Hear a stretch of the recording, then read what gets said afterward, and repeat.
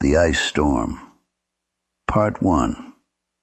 When my parents died, people kept telling me how lucky I was.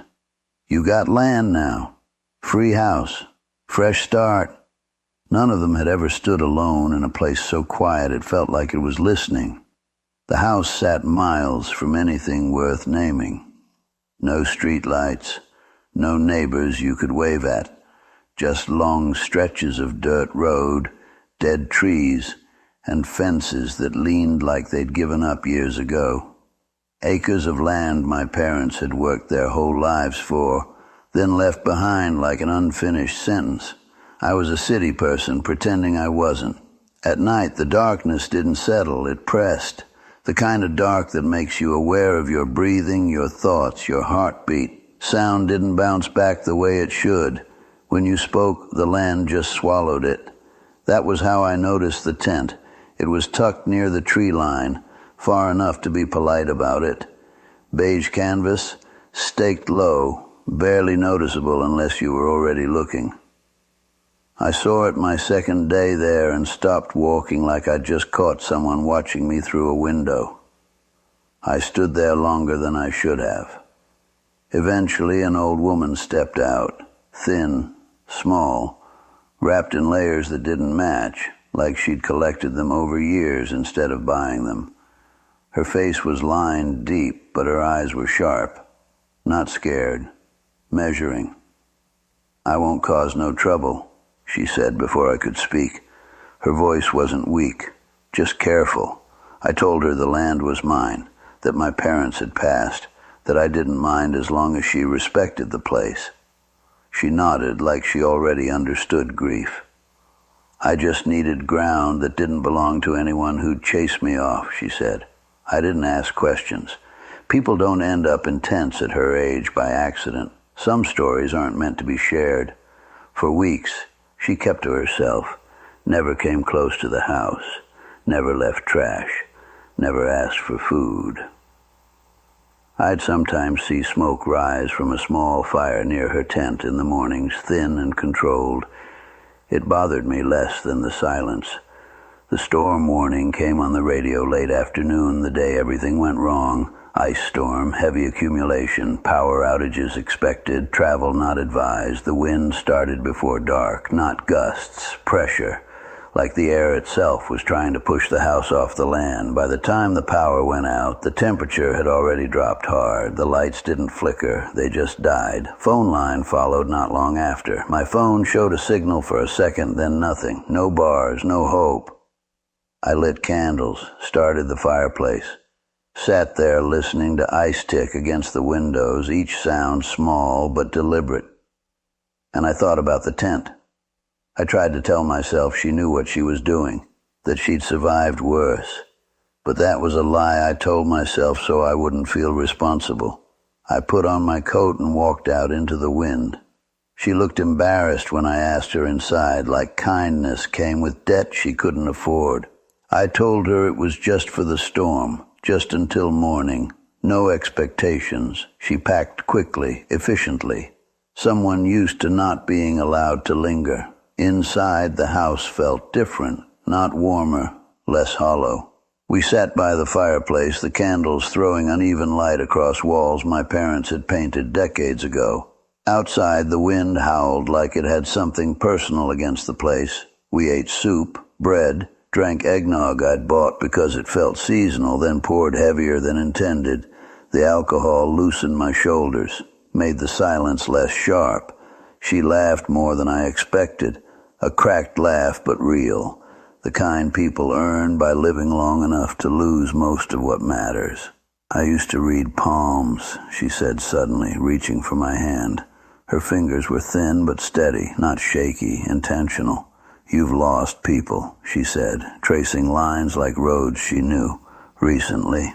I swallowed and nodded. "And you don't sleep," she continued, "because this place doesn't know you yet." That landed too close to truth. The storm grew louder. The fire popped. The alcohol softened the edges of everything. I don't remember deciding to sleep. I remember the cold. Part 2. I woke up with my neck bent wrong and my mouth dry. the kind of sleep that doesn't rest anything. The fire had burned down low, throwing just enough heat to remind me what I'd lose if it went out. For a few seconds I forgot where I was. Then I felt the cold. Not the normal kind. Not drafty house cold. This was sharp, intentional, like something had been opened that shouldn't have been. The front door stood wide open. Snow had already started creeping across the floor, thin and pale against the wood. The wind shoved itself inside, snapping the flames sideways in the fireplace hard enough that I jumped up, suddenly sober. She wasn't in the room. "Hey," I called out, my voice rough. "You all right?" No answer. I walked to the door, my boots crunching on snow that hadn't been there when I fell asleep. Outside, the storm had thickened. Snow came down hard now, sideways, erasing distance and sound. The porch was coated white. Footprints led away from the house. Bare feet. They were shallow already, filling in fast, like the storm was trying to clean up after something. They headed toward the darkness past the porch, swallowed almost immediately by drifting snow. "Ma'am," I yelled, stepping outside. The wind tore the word apart, took it and scattered it across the land. I called again, louder, stupidly hoping she'd answer like she was just behind a tree or something. Nothing. The cold cut through my clothes in seconds. I slammed the door shut before the wind could kill the fire, stood there breathing hard, staring at the wood like it might explain itself. People don't walk barefoot into an ice storm. That should have been enough to wake me up fully, to make me think clearly.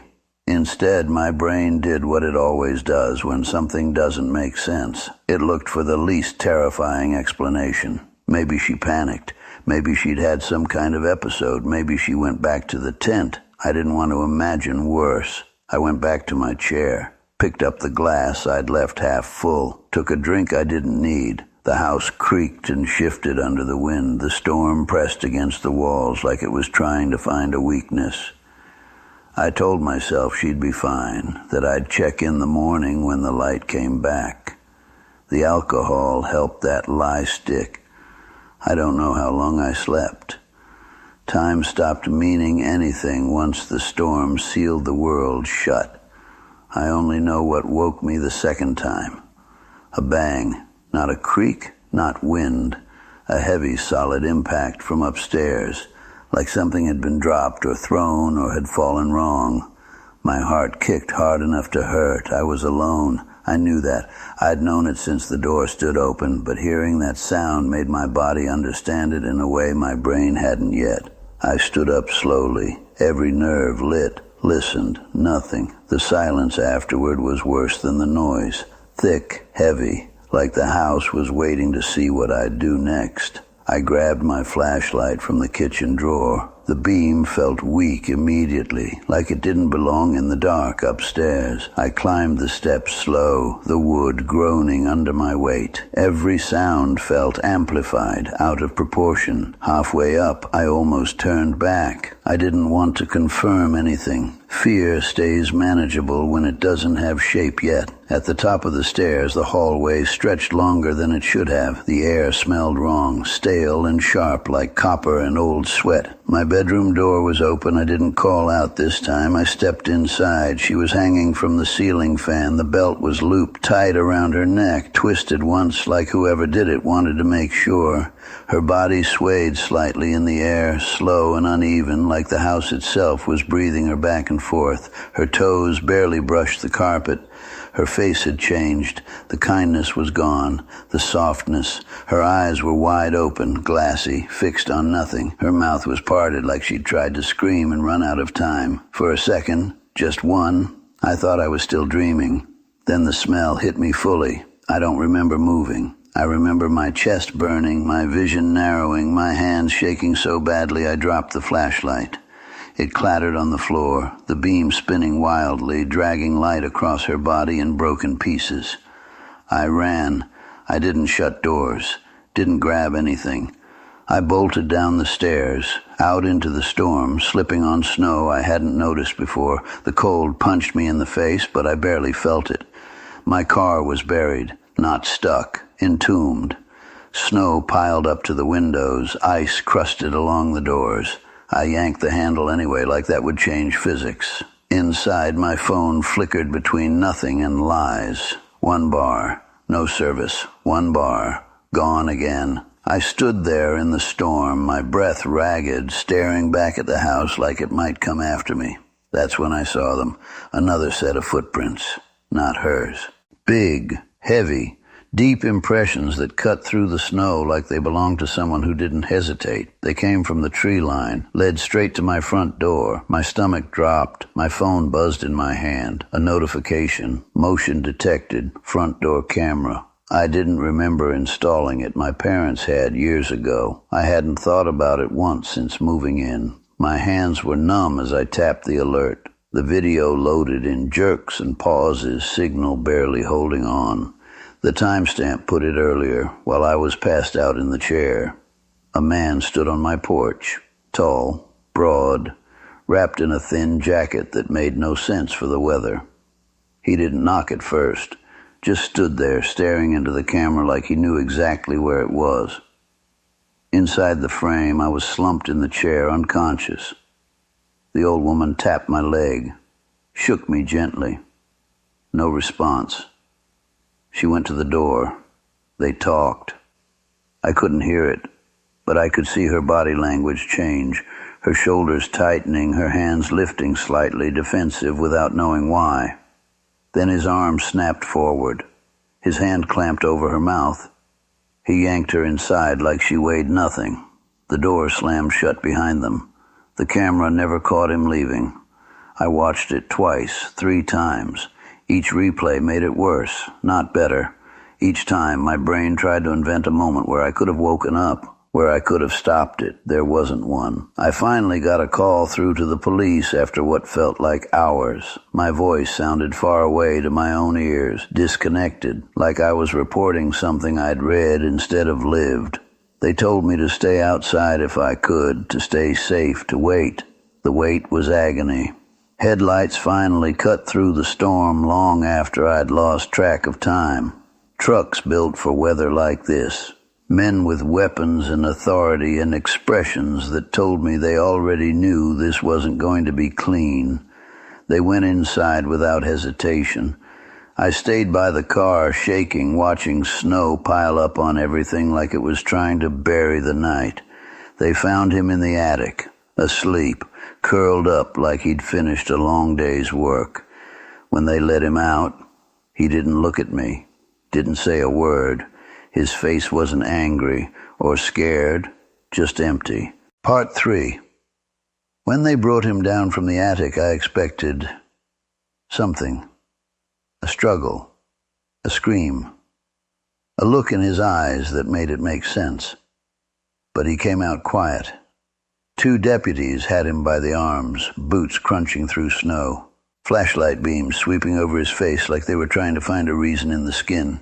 He looked mid-30s maybe, hard to tell under the grime and the windburn. His hair was wet, flattened to his forehead.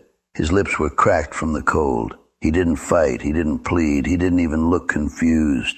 The part that messed me up the most was how normal he looked, like a guy you'd pass at a gas station if you didn't pay attention, like he belonged anywhere but here, like he could have been someone's coworker, someone's cousin. They sat him in the back of the truck and shut the door. The sound of it closing was too loud in the storm. One of the deputies came over to me. "You live here?" he asked. I nodded. My throat felt full of glass. He studied my face for a long moment like he'd seen this before and was deciding how much truth I could take. "We're going to need a statement," he said. "But right now I need you to breathe.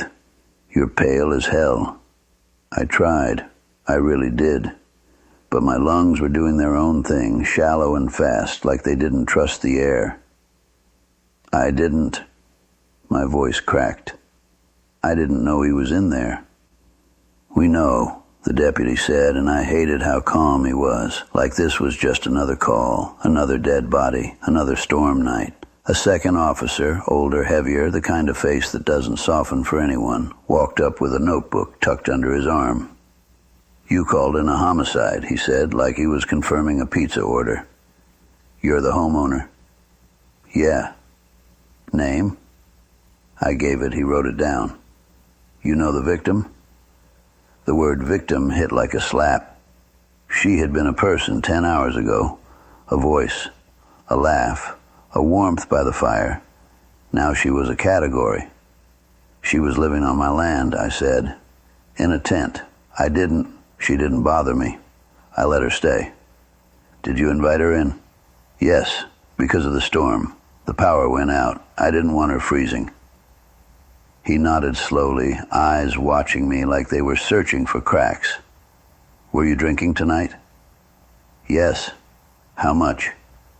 I hesitated, and he caught it. Be honest, he said, it matters. Eggnog. Liquor in it, I said. Enough that I passed out. He wrote it down. You wake up and she's gone? Yes. Door open? Yes. You found her upstairs? I nodded, and that memory slammed into me so hard my stomach rolled. The belt, the fan, the way her body moved like the house was rocking her. I swallowed it back down. I found her in my bedroom, I said. The older officer looked past me at the house like he could see through the walls. You touch anything? He asked. No, I ran. Good, he said, and for the first time there was something like approval in his voice. Sit tight. Another unit's going to sweep the property, and we'll need your security footage. I told them about the camera, about the notification, about the video. The older officer's expression changed, just a flicker, but it was there. Like the footage made it worse in a way paperwork couldn't. Show me, he said. My hands were still shaking as I unlocked my phone. I played the clip. He watched it all the way through without blinking. When it ended, he exhaled slowly through his nose. Jesus, he muttered, not as a prayer, as a fact. He handed the phone back like it was dirty. Okay, he said. That helps. A lot. Don't delete anything. Don't send it to anyone. We'll take a copy. I nodded, but my head was full of one thing. He never walked back out. Where was he? I asked, before the attic, like. How long was he inside? The older officer looked at me the way adults look at kids who ask questions they aren't ready for. We don't know yet, he said. But he was here long enough. That was the first time the fear shifted into something else. Because if he was inside long enough, that meant there were moments, quiet moments, where I was downstairs, drinking, breathing, existing, while he was somewhere above me or behind a wall, listening. The idea of him standing in the dark hallway while I slept downstairs made my skin crawl. I thought about how I'd woken up to a cold breeze, the door open, and assumed the dumbest thing, like the world couldn't possibly be that cruel. They walked me through the next part like I was sleepwalking. They asked me where her tent was. One of them went out to check it, flashlight sweeping through the snow. I watched him disappear into the storm and felt the land swallow him, same as it always did. They asked if I knew her name. I didn't. That hurt more than it should have. I'd shared food with her, warmth, conversation. She'd touched my hand and read my palm like I was someone worth talking to, and I didn't know her name. I stopped at the first step. The upstairs felt like a mouth, like if I climbed those stairs again, the house would swallow me whole and I'd never come back the same. I didn't go up. I grabbed my keys, my phone, my wallet, bare minimum. I didn't pack clothes, didn't grab photos, didn't take anything that mattered, because nothing mattered more than leaving. Before I shut the door, I looked back into the living room one last time. The candles had burned almost all the way down. Wax hardened on the table like scars. And I thought about her hands on mine, reading lines that didn't mean anything, telling me grief lived in my chest. She'd been right, but she hadn't seen what was coming. Or maybe she had, and she'd opened the door anyway because she'd spent her whole life surviving, and sometimes survival teaches you the wrong kind of courage. I shut the door and walked away. The snow covered my footprints behind me in minutes. The house disappeared in my rearview mirror, swallowed by trees and white sky, and the strangest part was that the land looked beautiful, like it didn't care, like it had always been there, waiting for people to come and leave and bleed and die, and it would still be there after all of us. I never went back. Not once. People ask me sometimes what happened to the house, what I did with it. I tell them the truth. I left it, because I can't live in a place where I learned how thin the line is between a warm fire and a dead body. And I can't sleep under the same roof where a stranger walked in during a storm, killed a woman who trusted me enough to step inside, then climbed into my attic and went to sleep like nothing happened. Some things don't become a story you tell later. Some things become a stain that follows you. And every time winter comes and the wind starts pushing at windows and the lights flicker, I still feel that cold breeze on my face, and I still see the door standing open.